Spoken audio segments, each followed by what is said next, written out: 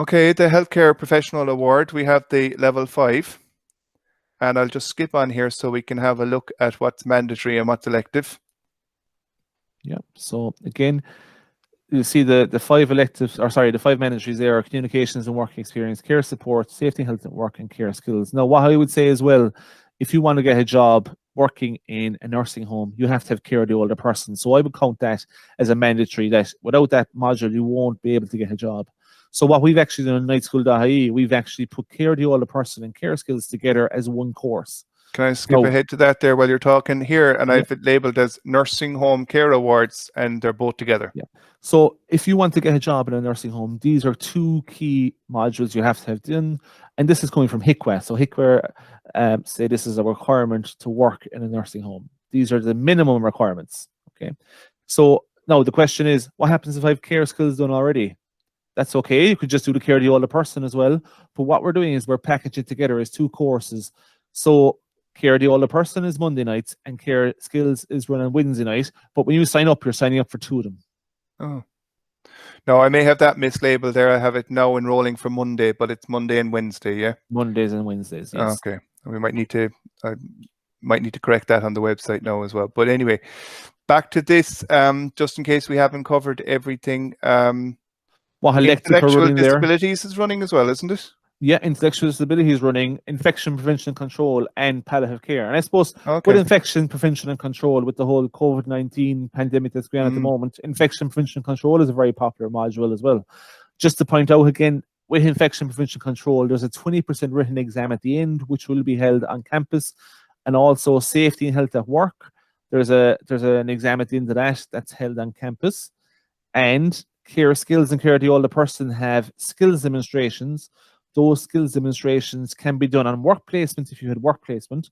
If you don't have work placement, they're done in-house on our Mallow campus, because I suppose just to point out, in our Mallow campus, we have a nursing room where we have a bed, a hoist, and you do your skills inside there at the end. Just in case anyone's wondering about which courses have exams on site or not, go to the website and under location, if there is an on-site exam, it will be listed.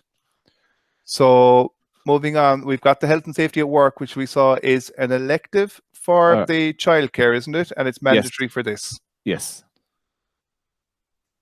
So it sounds like something you might do in many situations, not just healthcare. And even, yeah, exactly. If you're not doing childcare or healthcare, it's some course that if you any organization you work in, health and safety obviously is a big thing now. Because every organization has a health and safety officer, and every organization has to do this. Yes, exactly. So if you want to improve your CV, add something to your CV, it doesn't sound like a bad thing at all. Nutrition, I have, again, I'm led by my stomach here and what I was picking out. I've got the chips and the burgers. There was a really healthy photo for this, but it got boring. So nutrition is also probably about the bad stuff. No, it's a lovely picture, Owen.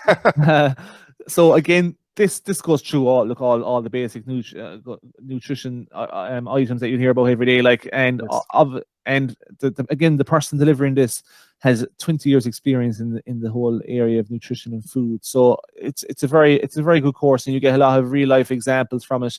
And just to point out again, there's an on-site exam at the end. But also, I think it's worth pointing out that this is a QQI Level 5. It's let's say it's a scientific course, or it's what do we call it? It's a professional course. It's a study course. This is not it's not a cooking program or anything like it. It's not a diet program. It's not about you and your nutrition. Obviously, learning about nutrition is going to help you, but it's not. It's more And what actually a lot of people that are personal trainers in gyms, they do is to get a better understanding of the whole nutrients behind food. Oh, okay. You know? Yes. They get the science. They get the sciencey bit. Yeah. The science bit, and as Owen said, it's not about a personal diet or anything. This is actually looking at the science. No, I think you might be misled if you thought you were coming here to get your own personal eating plan. Obviously, you know, you'd learn more about it, but it's not that. It's about learning it as a science. Yes. Infection prevention and control. This is topical. Yeah, definitely. Like with COVID-19, this is one of the #1 courses out there across nationwide, across the world, you know. So you do go through everything, how to prevent infections coming into an organization. And obviously, what I would say is if you're working in the healthcare sector, this is a module that you have to do. But in any industry now, like, you know, but for healthcare especially, it's something that you should definitely be doing. Like even before COVID, infection prevention was top priority in every nursing home, hospital setting. They had the PPE gear the whole time, looking after the elderly and so on. Yes, definitely. And again, just like the other ones, there is a 20% written exam at the end of it. Okay. Intellectual disabilities? Yeah, so again, this is what I would say is anyone that's thinking about becoming an SNA or something like that, this is another good one to do, because I suppose if you are working as an SNA, you're going to be dealing with people that maybe have an intellectual disability, and this is something that would add great value to your job prospects, I would say. Again, it's over 10 weeks, and there would be an exam at the end of that one as well. I'm just noticing there, in case anyone else notices it, apparently it runs from 6:30 to 10:06. That is obviously some weird glitch that I must correct. I'm getting anxiety here with the amount of things I correct. I assume it is 9:30. It's 21:30 that ought to be. Yes. Yeah, it's troublesome. Disability awareness. Level 6. So this is actually an elective for the childcare award, level 6 childcare award, and it's for anyone. If you've done an intellectual disability level 5, this is a follow-on, then doing level 6 as well. Again, anyone working in the childcare or as an SNA or even in the healthcare setting, it's a good module to do. Did I stick this into the wrong category there when I was laying out the slides? This childcare. Yes, this is childcare, but it lends itself to healthcare as well. Okay. Palliative care. Obviously, look, this is again something that people have to deal with when you're working as a healthcare assistant, even a home help, you know. So again, this would be a very popular module. This is all assessment based, so there's no written exam at the end of it. Yeah. No, we have a couple here. We've grouped there basically the humanities, the social studies, criminology. Yeah. So criminology is one of our courses that that's attached to, I suppose, that we run here during the day in our security course as well. And it lends itself well to go online. In terms of, again, there's no written exam or anything. It's all assessment based.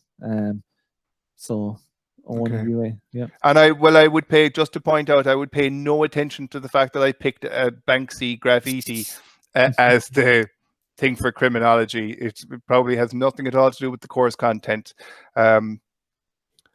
Psychology is very popular.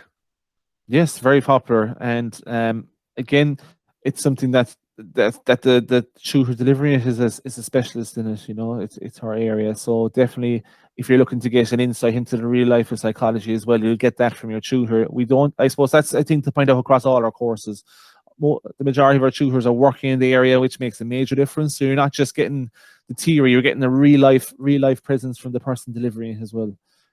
Just to point out, in this course, there is a written exam at the end of it also. Okay. And again, it's the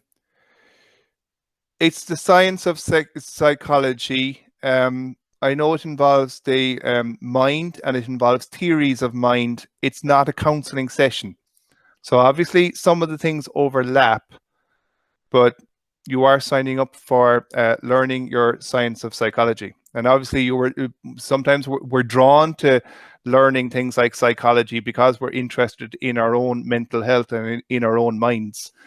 But I think it might be just worth pointing out that it's far from a group therapy session. Would I be characterizing it badly there? Or? No, definitely. That's what, like, it's not about your own personal psychology. This is looking at the scientific side of it. Yeah, I know but your own personal experience feeds into, obviously, as you learn stuff, you attach it to your own experience. Oh, yes, definitely. But it's a night class. It's not a therapy session.